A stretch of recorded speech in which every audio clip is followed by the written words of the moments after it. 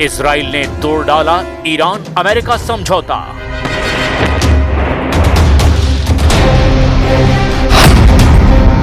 Deal के मैदान में भड़का युद्ध, टल गई स्विट्जरलैंड की बैठक।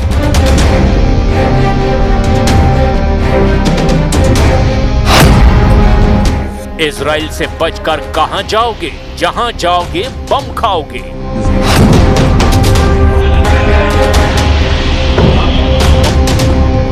वाकई इजराइल सबसे बड़ा जिद्दी है, इतना जिद्दी कि अब ट्रंप के होश उड़ा दिए हैं। नेतन्याहू ने ईरान अमेरिका के हो चुके समझौते को धुआं धुआं कर दिया, वो भी तय तारीख से पहले ही, जब ईरान अमेरिका स्विट्जरलैंड में डील के अगले राउंड में मिलने निकल रहे थे। तभी इजराइल ने ऐसा बारूदी तांडव मचाया कि समझौता बैठक ही टल गई। अमेरिका और ईरान दोनों के लीडर जहां थे वहीं ठहर गए। अमेरिकी उपराष्ट्रपति जेडी वेंस ने यहां तक कह दिया कि उन्हें नहीं पता कि अब बैठक के लिए कब जाना है, क्योंकि हालात फिर से बहुत ज्यादा बिगड़ गए हैं।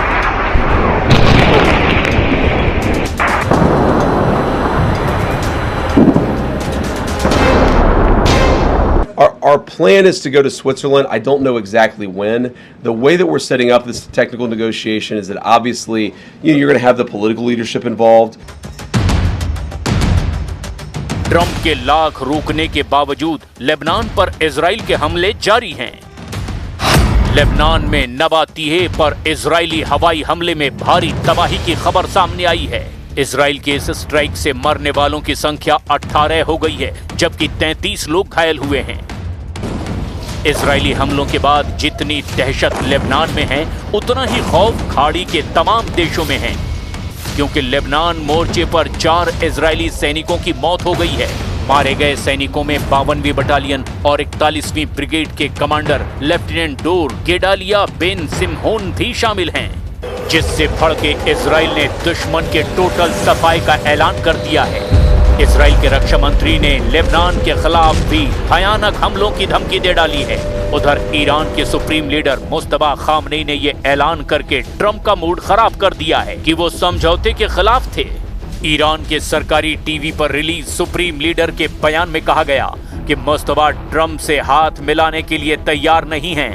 फिलहाल उन्होंने अपने समझौते को मंजूरी इस शर्त पर दी है कि सभी लड़ाका ग्रुप की सुरक्षा की गारंटी मिलनी चाहिए। امضا شد. در مسیر رسیدن به این مرحله مسئولین امر از سر دلسوزی و با حسن نظر تلاش‌های زیادی را به عمل آوردند و البته این رئیس جمهور آمریکا بود که از روی استیصال از انواع اهرم‌ها برای این امر استفاده کرد. ईरान को अमेरिका पर अब भी यकीन नहीं है। मुस्तफा खामनेई ही नहीं, उनके जैसे तमाम कट्टर लीडर ट्रंप से डील के खिलाफ हैं। ईरान के इस्लामिक सरकार के संस्थापक और पहले supreme leader रुहल्ला Mustafavi Mousavi Khomeini के पोते हसन खुमैनी ने भी धमकी दी कि अमेरिका की हार के बाद अब असली जिहाद का समय आ गया है। हसन खुमैनी ने अपने एक भाषण में कहा कि अमेरिका से शांति समझौते के बाद असल में एक बड़ा जिहाद शुरू हो गया है। खुमैनी ने अमेरिका के खिलाफ मिली बढ़त को बनाए रखने के लिए ईरानियों को ऐसे झगड़ों से दूर रहने के लिए कहा जो कमजोर दुश्मनों से है। ईरान का फोकस अब सिर्फ इजराइल पर है, क्योंकि इजराइल युद्ध में अकेला है। पहले डोनाल्ड ट्रंप ने इजराइल को लिटिल लोकेशन यानी एक अदनी सी जगह कहकर सनसनी फैलाई। ईरान को मिसाइलें रखने की वकालत भी की। ट्रंप के बाद अब अमेरिकी उपराष्ट्रपति जेडी वेंस ने भी इजराइल को वो खरी खरी सुनाई जिससे नेतन्याहू सरकार सन्न रह गई है।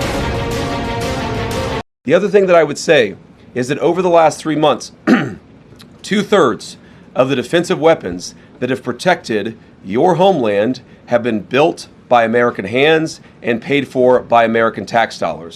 The problem for Israel is not Donald J. Trump.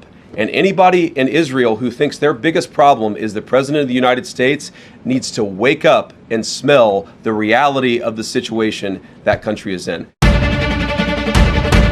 एक तरह से कहा जाए तो अमेरिकी राष्ट्रपति और उपराष्ट्रपति का ये बयान इजराइल की पीठ में छुरा घोंपने जैसा है।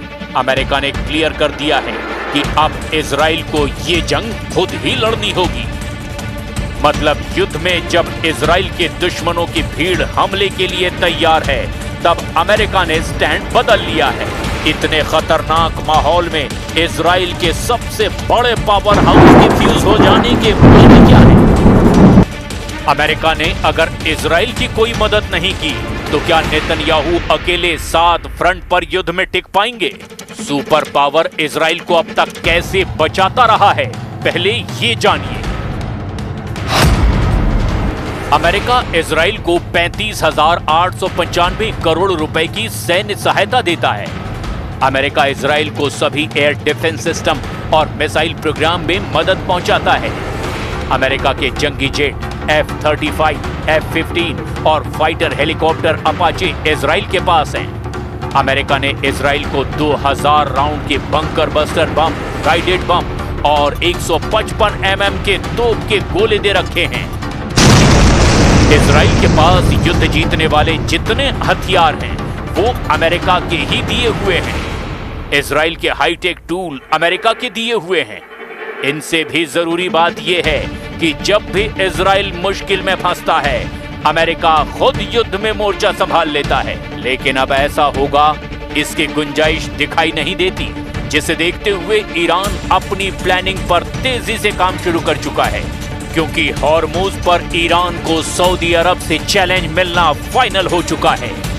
सऊदी अरब के विदेश मंत्री प्रिंस फैसल बिन फरहान अल सऊद ने भी कहा कि हॉर्मुज में कोई टोल नहीं लगेगा।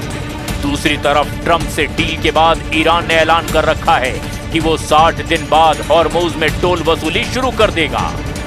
हॉर्मुज में ईरान ने जब अमेरिका के होश उड़ा दिए हैं, तो सऊदी अरब उससे कितनी देर मुकाबला कर पाएगा, इसे समझना बहुत मुश्किल नहीं है। लेकिन ईरान को इजराइल से जबरदस्त युद्ध करना पड़ सकता है।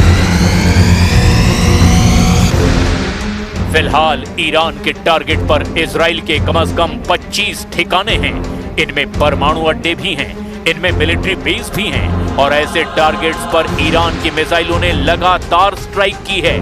अब खामनेई के ऑर्डर पर इजराइल को दहलाने की पूरी तैयारी है। ईरान की हर वो मिसाइल जिसकी रेंज 1500 किलोमीटर के आसपास है, वो इजराइल पर हमला कर रही है और कई हमले को तैयार हैं। ईरान की मिसाइल खुर्रम शहर, रेंज 2000 से 3000 किलोमीटर तक। ईरान की शहाब 3 बैलिस्टिक मिसाइल, रेंज 1600 से 2000 किलोमीटर।